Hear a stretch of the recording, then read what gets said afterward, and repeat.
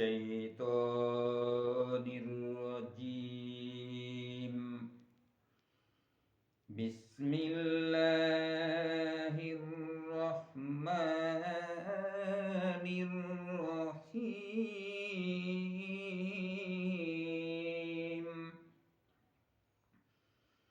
عما يتساءلون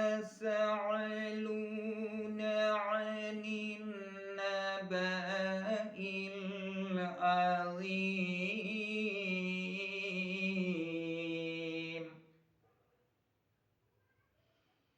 الذي هم فيه مختلفون.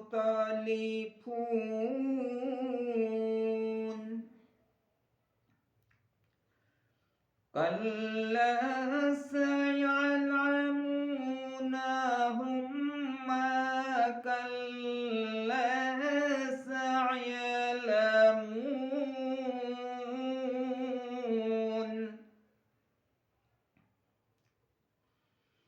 ألم نجعل الأرض مهادا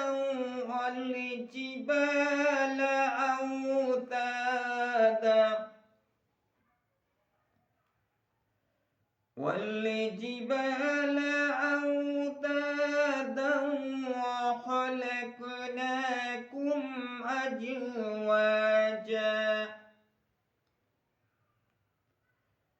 وجعلنا نومكم سباتا. صدق الله العظيم.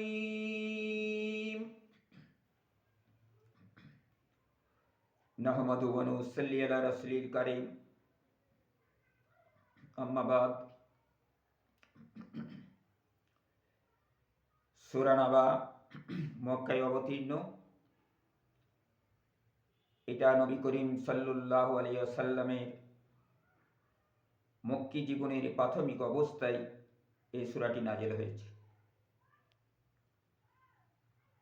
এই সূরাতে আল্লাহ রাব্বুল আলামিন কাফেরদিগকে আখিরাত সম্পর্কে কঠোর ভাষায় ভর্ৎসনা করেছেন এবং এখানে নানান যুক্তি আল্লাহ রাব্বুল আলামিন পরকালের চিত্র এই সূরার মধ্যে এঁকে দিয়েছে। এখন তেলাওয়াতকৃত আয়াতের অনুবাদ। হে নবী, এই লোকেরা কোন বিষয়ে জিজ্ঞাসাবাদ করছে?